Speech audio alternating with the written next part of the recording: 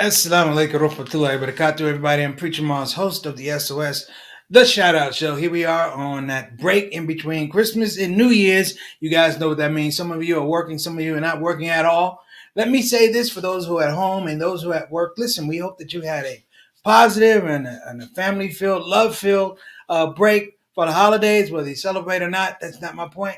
This is the season of joy. So I hope everybody got a little portion of joy wherever you were doing, hanging out with family, hanging out with loved ones. You know, as I thought about this, like I said, and some of you are going, what is the location? This is not a green screen, brothers and sisters.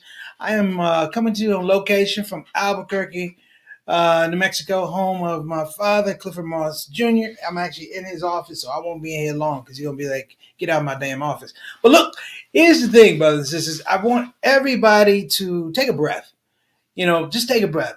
I realized in flying over here, just the amount of anxiety that a lot of people are feeling about COVID, Omicron, all these types of things, and flying over, the double mask or triple mask. There's a thing whereby we can let our anxiety, if we're not careful, really, really design and drive how we're going to think about the future and how we handle things. One of the things I want to talk about today is not so much about COVID, but the reaction to COVID. COVID is not a new thing to us. We are like in COVID, whatever variation this is. We've had variations. Omicron, of course, is very contagious. But I think the thing is, brothers and sisters, there's been a marked attitudinal change in terms of how we face it, how we frame it.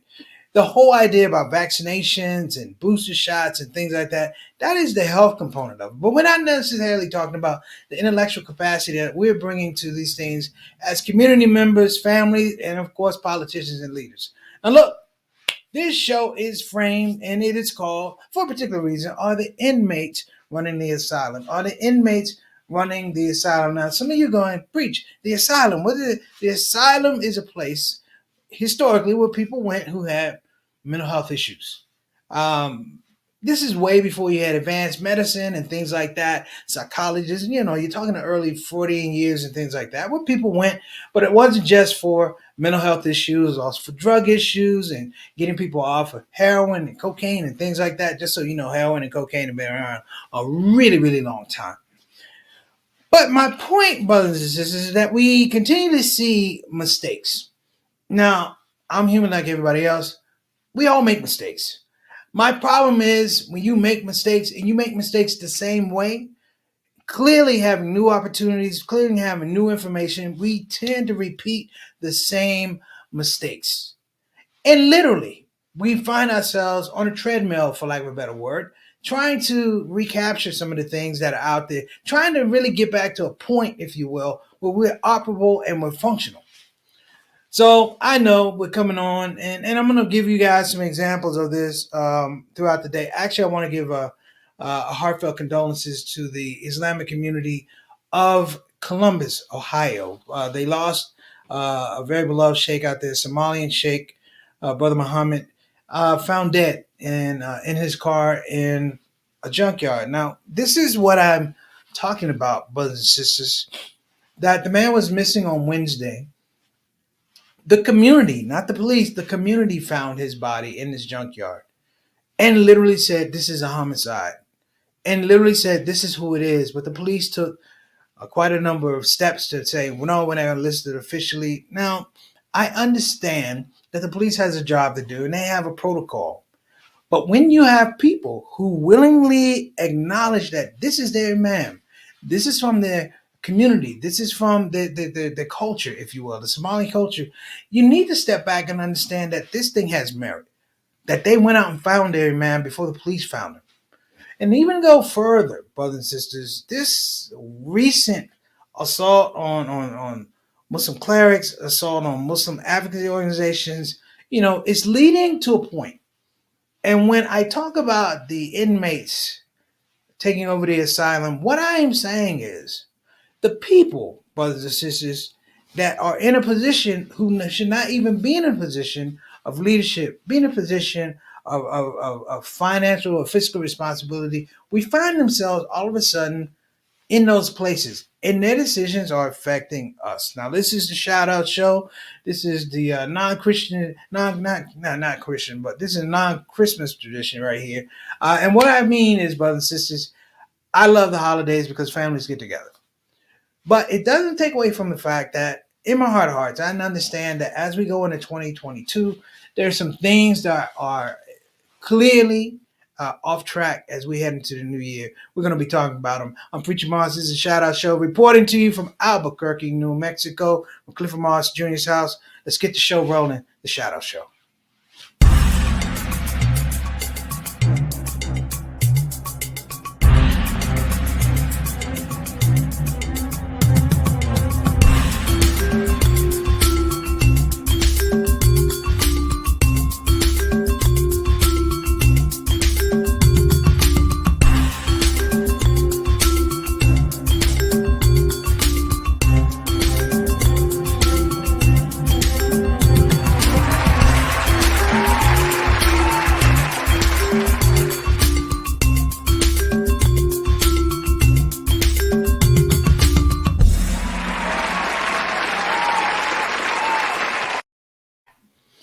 And we are back. Okay, great. I appreciate everybody.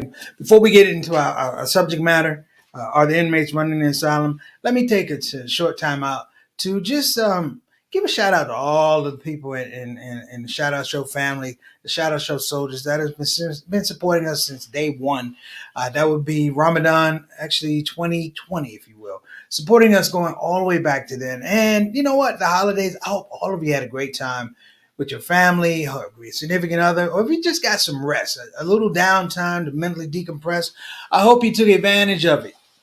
That's number one. Number two, I appreciate you being on the show because you didn't have to be here. You had a whole other place to be. Some of you are off work, but you tune in. I want to give a shout out to Master Warden Muhammad, the brothers down there, Brother Elijah,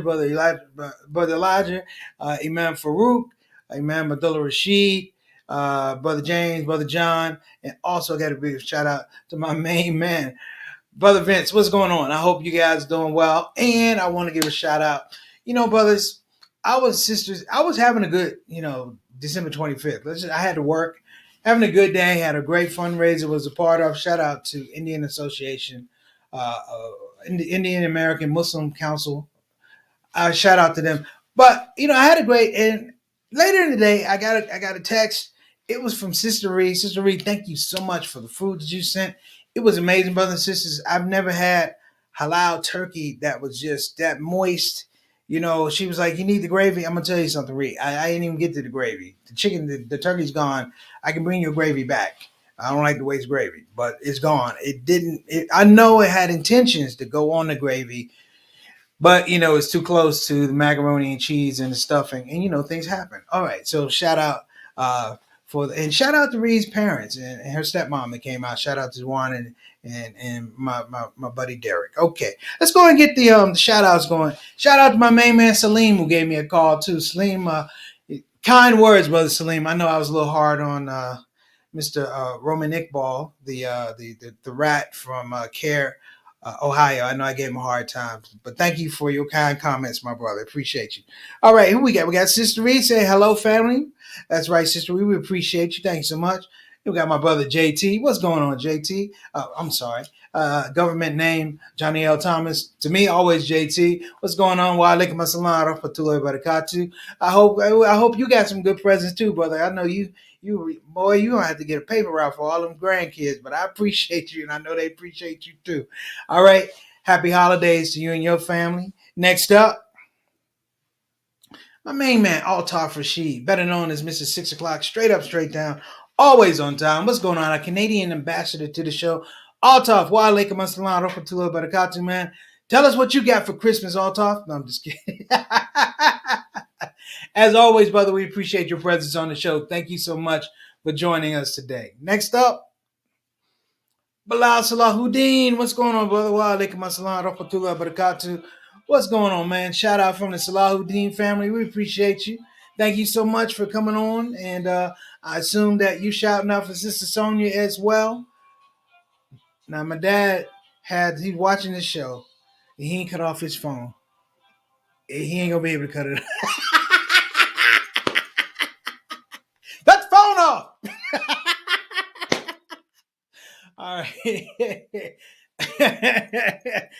Bud Bilal, good to see you on the show, man. Much love. Hey, we got my big brother, Bright BTC Funding Projects. What's going on? Peace and love, little bro, and the SOS family. What's up, brother? Brother Richard Sklafford, better known as Big Brother Rick. Thank you so much for coming on the show, man. I got your text.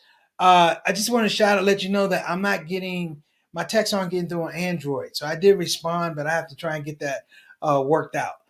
So I always have you and the family in my highest regards as always. So peace and blessings, man. Thank you so much for coming on the show. Better watch that Bitcoin. I'm sending you an article I want you to think about too. And we got Mama Son. What's going on? She's talking about hello SOS family. I gotta say, Mama Son, I'm glad you made it. I know you just got in. You and your sidekick, Miss Eleanor. Shout out to Miss Eleanor. I got a letter from district government saying, please stop wearing out their Metro cab. They said they said stop wearing out the Metro cab. Y'all are killing the Metro cab. And they found all kind of Red Lobster boxes in the Metro cab. That's how they knew it was you two. All right, I'm messing with you. Next up, and of course, what's the show? Well, like my salon off the tour by the Captain Sister Satana. What's the show without a consulting producer who makes this thing possible for me to use my hands and turn and do things, do things like that because she's in control of, she's taking care of control. And so, Sister Tana, we're gonna start calling you Satana CNN, making sure that everything works appropriately. We appreciate you, Sister Tana. So let's hop to it, brothers and sisters. Are the inmates running the asylum? Picture this. Picture this. This is one of my worst nightmares I've ever had, but you go into a school, you are a teacher, you go into a really, really tough school, you go to the office, you get all your mail, and you get all your grade books, and you go to your classroom, you sit down at a desk, it's your desk. But when you turn around, you realize that all the other desks in front of the classroom, yours is in the back. The students are the teachers, and now the teacher is the student. And they have to come up with a curriculum for you. They're telling you about your life. They're telling an adult, Mr. Moss, you need to do X, Y, and Z for your career and your family and all of those things. And you're thinking, you're in the 5th grade.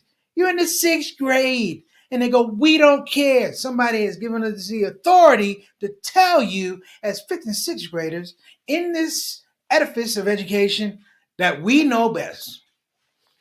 Scary, isn't it? Scary. I know many of you have been in a situation or job where you've had a supervisor who didn't know his blank from his elbow. You say, is that your blank? You go, no, it's my elbow. See what I'm saying? And the point of the matter is these people operate, if you will, with a certain amount, I don't want to say impunity, but definitely immunity, meaning that the decisions that they're making are poor decisions. And the decisions that they're making, not just poor decisions, but somehow they're beyond reproach. We can't say that this is wrong. We can't we can't audible and say, no, don't do it this way. We can't be as vocal as we need to because all of a sudden, the people who have absolutely no control, who've demonstrated low morals, who've demonstrated low talent, who've demonstrated low skill, who've demonstrated low commitment, somehow are in supervisory roles, somehow are in leadership positions, and we find ourselves being led by them. Case in point, you guessed it, COVID-19. Now, I'm not going to sit here and tell you that COVID-19 wouldn't have taken lives. That's not true. But when you look at the statistical data that I put out, and you can go get it yourself, COVID-19 started in China, Wuhan. No one actually goes and looks at the number of the people, the amount of people who died in Wuhan. We are over 800,000 people dead directly attributed to COVID-19. Do you know how many people died in Wuhan? That's right. Less than 40,000. Less than 40,000. So you say to yourself, it just can't be that the medical community broke down. It just can't be that we didn't have supplies. It just can't be that we didn't have intel to say this thing's gonna happen. They've been running these models for years, brothers and sisters, that a catastrophic something can happen with viruses. We have preemptive ideas about this. We have vaccines we were using in this situation that were being applicable to the Ebola virus. We knew that these things could happen. But my question is, how can the place where it started have less than 40,000 dead? And here we are in the United States, still struggling, by the way, and have over 800,000 people dead. Well, it goes to the point where, yes, the question is, are there inmates running the asylum? The answer is yes. I don't have to look much further, brothers and sisters. We are heading into a year after a groundbreaking insurrection. Hear me now. A groundbreaking insurrection that happened January 6, 2020. January the 4th, we talked about it on the ShOUT show. What was the name of the show? Smells Like a Coup, right? We talked about these things. And even in a year, brothers and sisters, we still see exactly what I'm talking about. Because the thing I'm going to bring in here, and feel free to jump in. This is one of those open forums. The thing that worries me the most is that visually we lose track of things. That we had an insurrection a little over a year ago, and we have people who are being successful in blocking the tools to investigate the actual insurrection. It doesn't happen anywhere else. Like it doesn't happen anywhere else. Like if you know criminal law, you know that criminal law has a particular format, a particular status quo, that things are established, evidence is produced, you go to trial, you take a plea. That's criminal justice in America. Well, how is it we have people who can, like Mark Meadows, who can offer up information and then want immunity afterwards? You can't do that, Mark. You're a snitch. You can't unsnitch. And here we have a president who clearly violated every constitutional law. He broke every branch on the tree of justice. This guy is still in a situation believing that I'm right. We're still talking about the steal. We're looking at information, brothers and sisters, whereby we know, and I'm not alone on this, whereby we know that people tried to physically change the results of a 2020 election. The thing that kills me is those people are still in power. Those people still held on to their jobs. Let me tell you something. There was a guy in Washington, D.C., one of the biggest drug dealers of all time, Rayful Edmonds. Okay? A whole lot of people know Rayful Edmonds. You know, he was all around. But when Rayful Edmonds got popped on a RICO, I had a lot of respect for the feds and district police. Because anybody and everybody who was involved in this criminal empire got snatched out. Nobody, and I mean nobody, was left to ponder. You did it, you were indicted. How many indictments have we really had with this insurrection? And here's the point I'm going to add. Now we're going to do a little forecasting.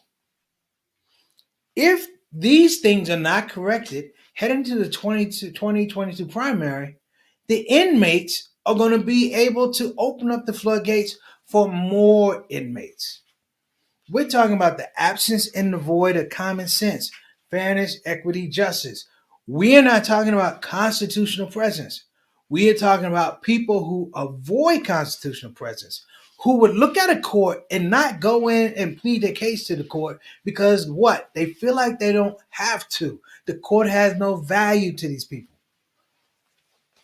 So as you begin to look at it and address it a little bit more, I always talk about education a lot. Even in education, there were people, brothers and sisters, who had no business, not about being an educator in the classroom, they had no business around children.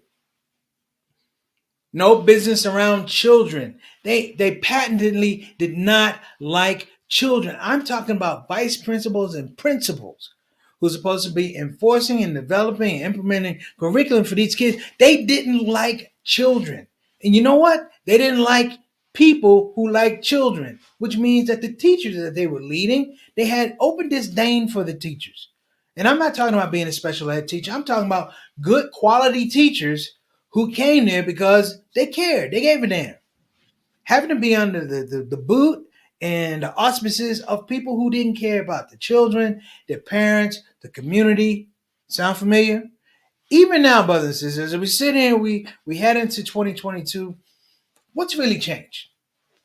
What's really changed? I quote directly often Imam Wafdi Muhammad, may Allah be pleased with him, who said, if you don't like the way people treat you, change the way you think. We have a situation now. He said, change the way you think. But what happens when you are people who don't think? And the whole idea, I mean, have you ever watched like old prison movies? You know, there's a riot and the inmates take over the prison. And they want all these demands, and they don't understand that it's just a matter of time before the prison is going to revert back. You know, you're not going to be able to stay there and remodel and renovate. The prison is going to be a prison. You're not going to be able to take all the inmates and run out of there. That's not going to happen. Yet, and fully, we still have a situation, scenario where people believe that somehow, some way, they're going to be able to do it. Give you a case in point today. I'm out at the grocery store. Minding my business. Me and my pops are going to do some stuff, you know. It's a little tight turn, and the cart was right there. I don't know, you know, my father put his cart up, and the guy was kind of standing there reaching back for cookies. He moved up, and it was a little tight. It was a little tight there, you know. And the guy was sitting up here and fumbling with his card, paying. We're just standing here. The guy just looks at me and he goes, do you have a problem with me? I'm like, how can I have a problem with you if I don't know you? Well, you all up on me. No. And I clearly said, he goes, you're looking at my card. Who's going to look at your card? I can look at the items in your basket and tell you ain't got a whole lot of money. You getting retread Christmas candy and cupcakes. You got soap. You got floss. And you got an orange. I mean, I'm not a criminal, but I wouldn't rob you because I think you already been robbed. But he stood there and said to me, he goes, you know, he bucked up. And he goes, well, blah, blah, blah, blah. And he said something to me, you're up on me. And I said, hey, man, that's your opinion. He goes, yeah, that's my opinion. I said, well, here's the deal, because you got to bring logic to it. If you are upset with me being too close to you, the proximity is an issue, you finish your transaction, you could go. So there, of course, some lovely Muslim and Christian words exchanged. But my point is, what made that man say that? What gave him the audacity? What gave him the strength to say that? Because, you know, I'm a Muslim. You know, I'm going to try and be a peaceful dude. But if I can take it to your chin, I'm going to take it to your chin. That's the way we do. That's the way it's always been. But I watched this guy, and he wasn't much bigger than me with a little beard coming underneath the mask and all of that. And I'm like, what you need to say is you looked at this thing and you put your card in, and I noticed it didn't work the first time. And you had to pull out another card and pull it in, and you hoped that it would stand there. And somehow, in between you not having the right amount of money to get the items the first time, you had to go to the second card. Somehow, I have infringed on the fact that you broke. No. That is a case of the inmates trying to run the asylum. I don't know about you. I don't listen to people who never have money give me financial advice. I don't go to dentists who are missing teeth. I don't get marriage advice from men who've been married over 6 times. See what I'm saying? My point here, brothers and sisters, is this is becoming a pattern. It's becoming a pattern. I don't know what happened in Columbus, Ohio. I don't know. I hope they catch the perpetrator, but I don't know. I don't know what happened in San Antonio with the disappearance of the little 3-year-old Muslim girl. I don't know. But as you start to put the breadcrumbs together, there is something that is bugging me. That we have acts not necessarily of aggression, but we have acts that allow for people to be even more aggressive. So my word to you, brothers and sisters, is let's begin to look a little bit closer. Let's look a little bit closer. When you look a bit closer, look a little bit back because you don't have to go back too far to understand these things. Whether it's a church in South Carolina, whether it's insurrection, I want everybody to understand that these things do have meaning, they have weight. And look at the reaction of people. Please look at the reaction of people. All right, let's take some comments before we get out of here. Satana, what we got? Satana, you coming on today? Satana don't want to come on. Satana, you coming on?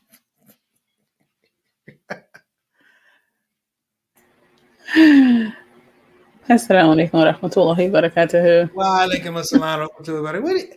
I say this thing, I say it. This is actually a bit I wrote years ago on the Inmates Running the Asylum. I used to think I'm hard on people, right? I grew up a certain way. I had a certain discipline. I used to think that, and then I softened that stance because maybe it's just me being hard. And then I'm like, this person really doesn't know what they're doing in front of a whole lot of other people. Yeah.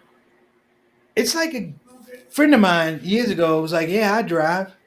And I was like, wait a minute. He got behind the wheel. He had keys. He had a car and a couple of us in the car. And I said, cut the car off. He goes, yeah. I go, do you have a license?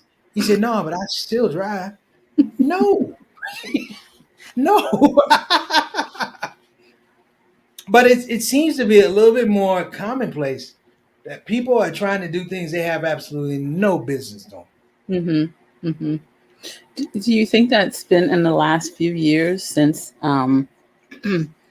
since COVID has opened up, or has it? Do you feel it's been a situation for quite some time?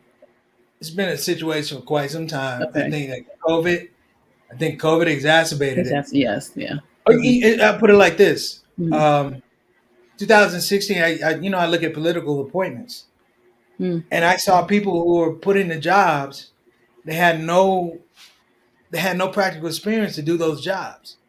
Betsy DeVos was doing education. I'm like, you ain't cooked a cupcake at a PTA. But how do you get in that position? Right. Ben Carson. Yeah. I can see if he was a surgeon general, but he's in charge of housing. What are you doing, Ben? Yeah. Yeah. I'm like, Ben, what are you doing? Yeah. I mean, we had secretaries of state who didn't know what they were doing. We had Tillerson. We had the boy from Texas, just dumbing than doorknobs. Mm-hmm. And they're in position representing the interests of the United States. I'm like, this is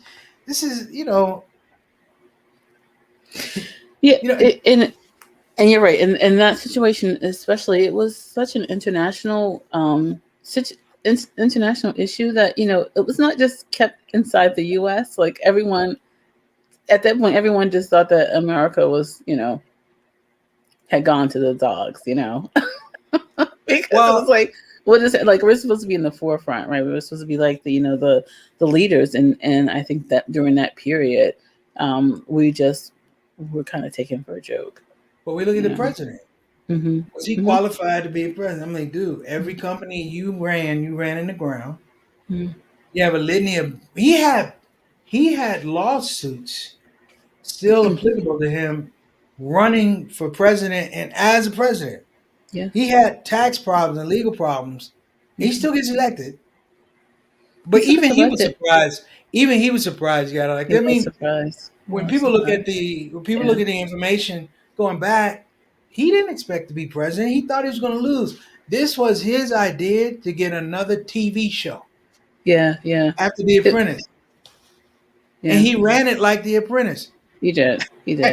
I was like, man, I was waiting for him to appoint Dennis Rodman as an ambassador to North Korea.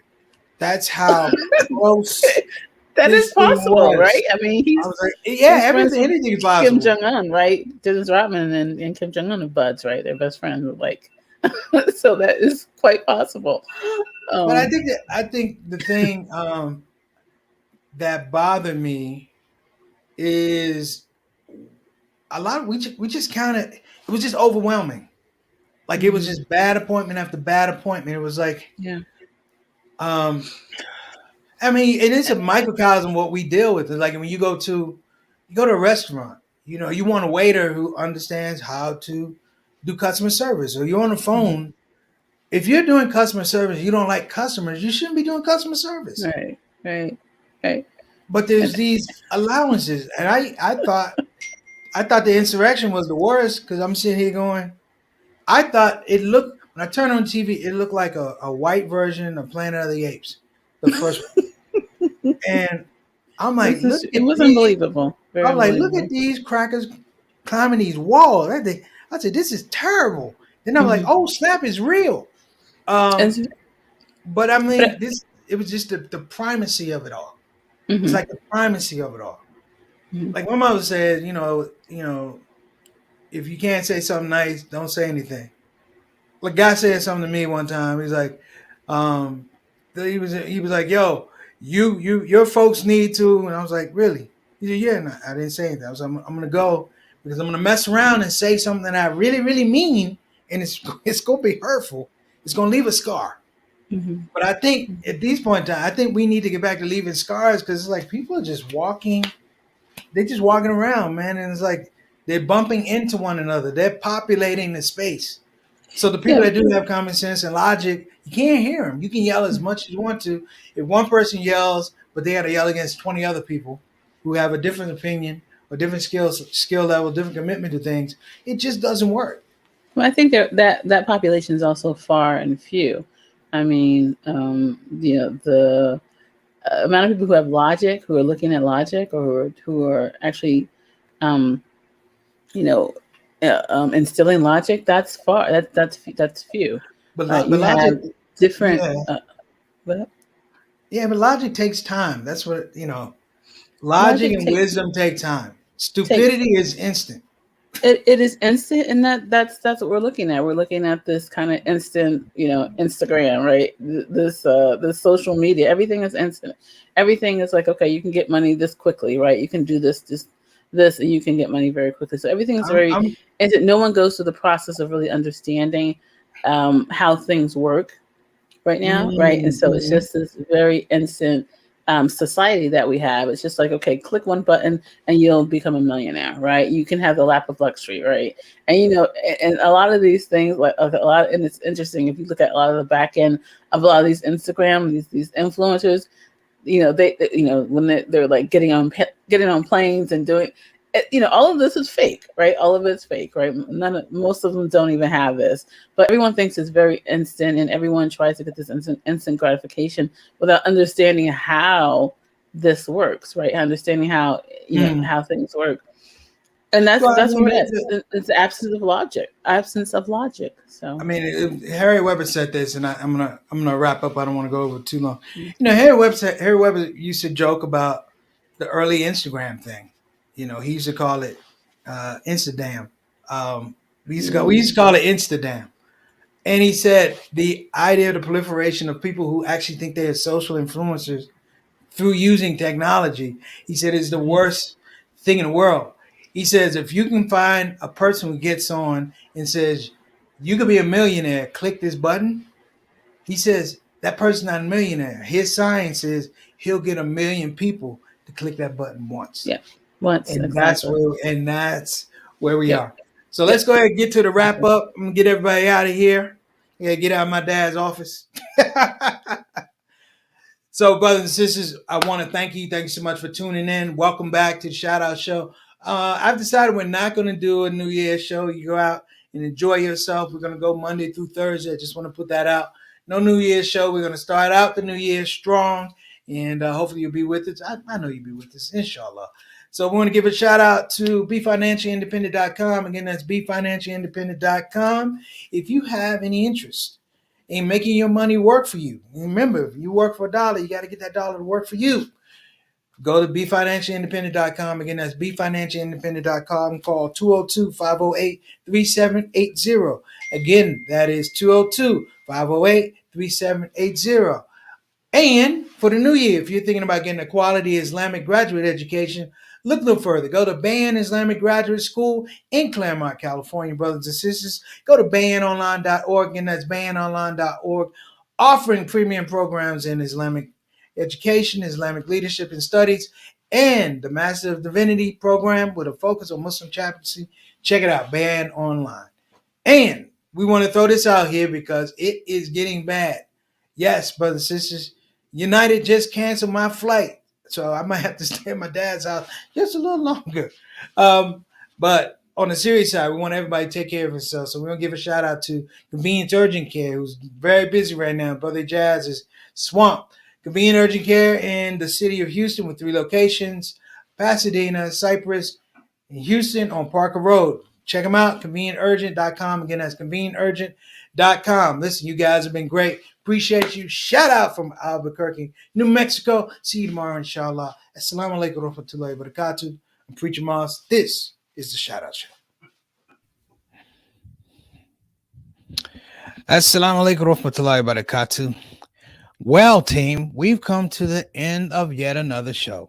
And I have to say, I had a good time, and I hope that you had a good time as well. Listen, at this part of the show, we have no more show. I could literally sing a song saying we have no more show. However, to spare all of us that embarrassment and chaos, I'm just going to say, please join us tomorrow here on the Shout Out Show, Monday through Thursdays, and every first Saturday, we do our Saturday Spotlight. Here we are again, 5 to 5:30 on the Central Time. And of course, we're going to do our rebroadcasts at 8 o'clock Central, 9 o'clock p.m. And of course, that would be 6 o'clock on the West Coast. So, time for you to go, because it's time for me to go. I think I will do that song. Thank you for coming to the show. Thank you for coming to the show. That's all the lyrics I wrote. But you get the idea. See you tomorrow. Assalamu alaikum. Shout out.